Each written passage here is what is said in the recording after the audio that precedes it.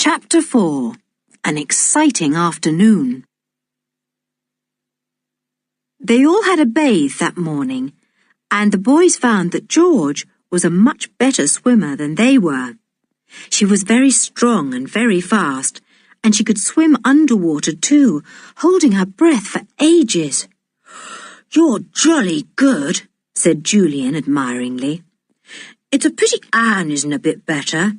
Anne, you'll have to practice your swimming strokes hard, or you'll never be able to swim out as far as we do." They were all very hungry at lunchtime.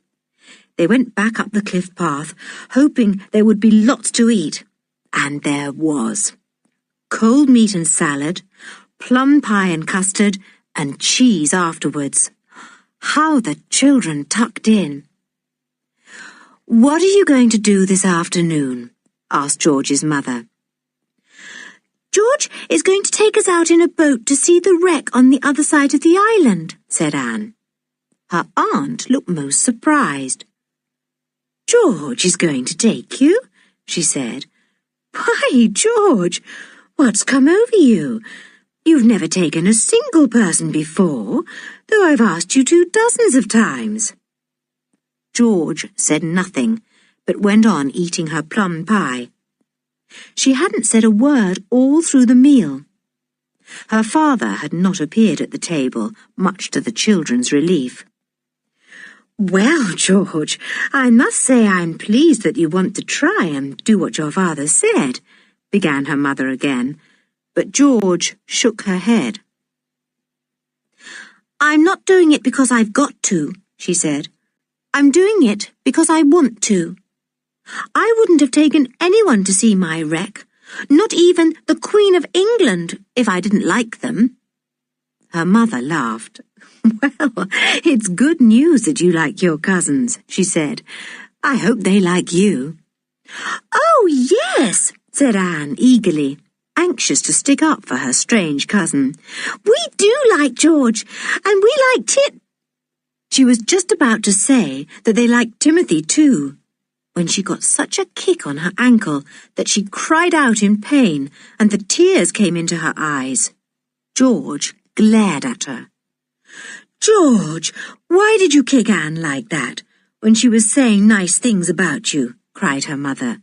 "Leave the table at once. I won't have such behaviour." George left the table without a word. She went out into the garden. She had just taken a piece of bread and cut herself some cheese. It was all left on her plate. The other 3 stared at it in distress. Anne was upset. How could she have been so silly as to forget she mustn't mention Tim? "Oh, please call George back," she said. "She didn't mean to kick me. It was an accident." But her aunt was very angry with George. "Finish your meal," she said to the others. "I expect George will go into the sulks now. Dear, dear, she is such a difficult child." The others didn't mind about George going into the sulks. What they did mind was that George might refuse to take them to see the wreck now. They finished the meal in silence.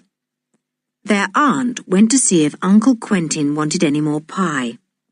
He was having his meal in the study by himself. As soon as she had gone out of the room, Anne picked up the bread and cheese from George's plate and went out into the garden. The boys didn't scold her. They knew that Anne's tongue very often ran away with her, but she always tried to make up for it afterwards. They thought it was very brave of her to go and find George. George was lying on her back under a big tree in the garden. Anne went up to her. "I'm sorry I nearly made a mistake, George," she said. "Here's your bread and cheese. I've brought it for you. I promise I'll never forget not to mention Tim again." George sat up. "I've a good mind not to take you to see the wreck," she said. "Stupid baby." Anne's heart sank. This was what she had feared. "Well," she said, You needn't take me, of course, but you might take the boys, George. After all, they didn't do anything silly. And anyway, you gave me an awful kick. Look at the bruise." George looked at it. Then she looked at Anne. "But wouldn't you be miserable if I took Julian and Dick without you?" she asked. "Of course," said Anne.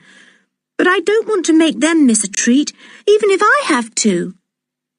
Then George did a surprising thing for her. She gave Anne a hug. Then she immediately looked most ashamed of herself, for she felt sure that no boy would have done that, and she always tried to act like a boy. "It's all right," she said gruffly, taking the bread and cheese. "You were nearly very silly, and I gave you a kick. So it's all square. Of course you can come this afternoon." Anne sped back to tell the boys that everything was all right, and in 15 minutes' time 4 children ran down to the beach. By a boat was a brown-faced fisher boy, about 14 years old. He had Timothy with him.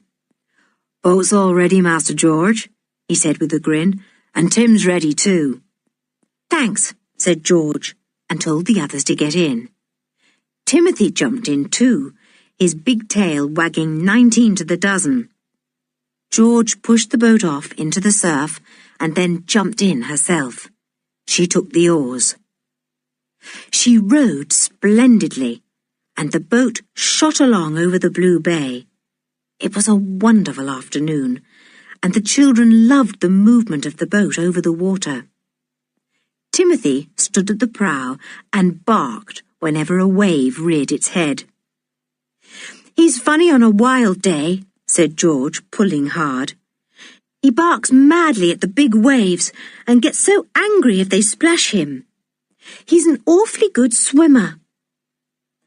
"Isn't it nice to have a dog with us?" said Anne, anxious to make up for her mistake. "I do so like him." "Ruff," said Timothy in his deep voice, and turned round to lick Anne's ear. "I'm sure he knew what I said," said Anne in delight. "Of course he did," said George. "He understands every single word." "I say, we're getting near to your island now," said Julian in excitement. "It's bigger than I thought. And isn't the castle exciting?" They drew near to the island, and the children saw that there were sharp rocks all round about it. Unless anyone knew exactly the way to take, no boat or ship could possibly land on the shore of the rocky little island. In the very middle of it, on a low hill, rose the ruined castle. It had been built of big white stones. Broken archways, tumble-down towers, ruined walls. That was all that was left of a once beautiful castle, proud and strong. Now the jackdaws nested in it, and the gulls sat on the topmost stones. "It looks awfully mysterious," said Julian. "How I'd love to land there and have a look at the castle. Wouldn't it be fun to spend a night or two here?"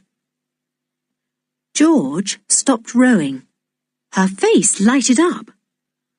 "I say," she said in delight, "do you know, I never thought how lovely that would be, to spend a night on my island, to be there all alone, the 4 of us, to get our own meals and pretend we really lived there.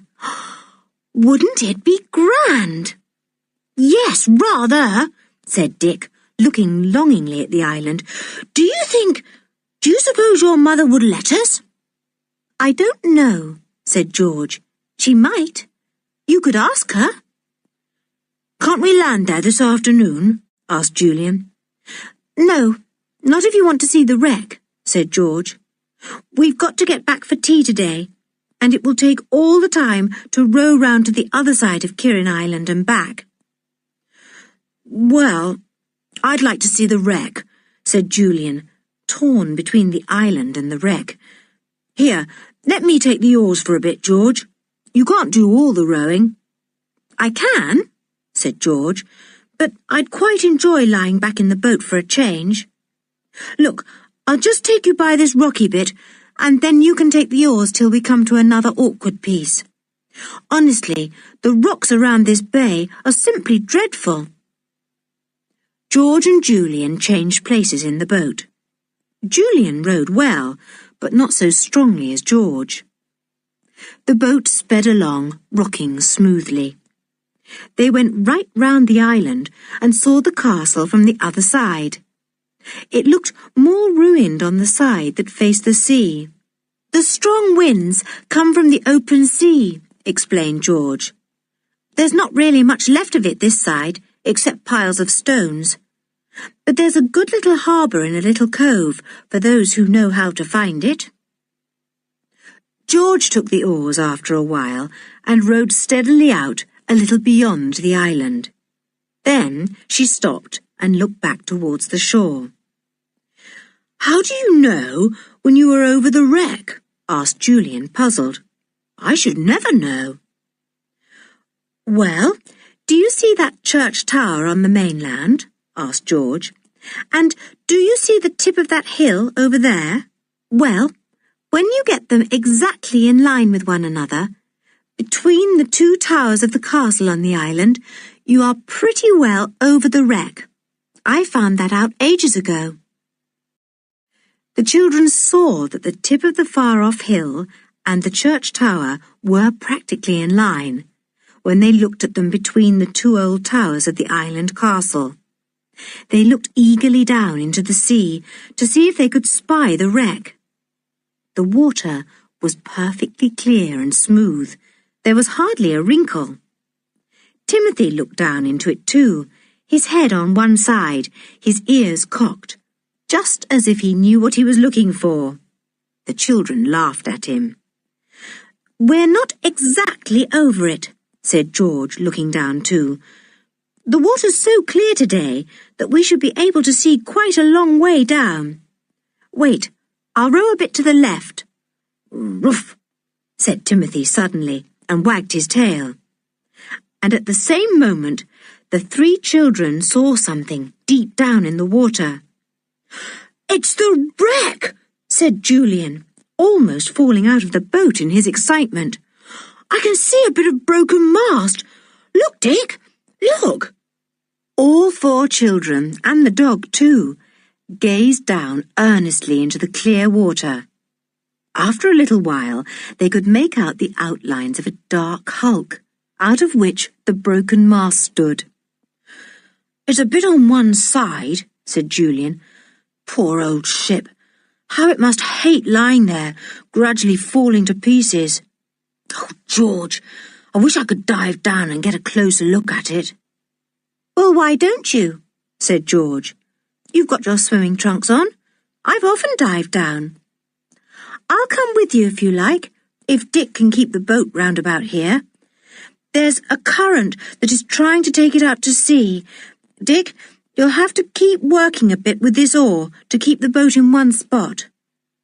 The girl stripped off her jeans and jersey, and Julian did the same. They both had on bathing costumes underneath. George took a beautiful header off the end of the boat, deep down into the water. The others watched her swimming strongly downwards, holding her breath. After a bit, she came up, almost bursting for breath. "Well, I went almost down to the wreck," she said.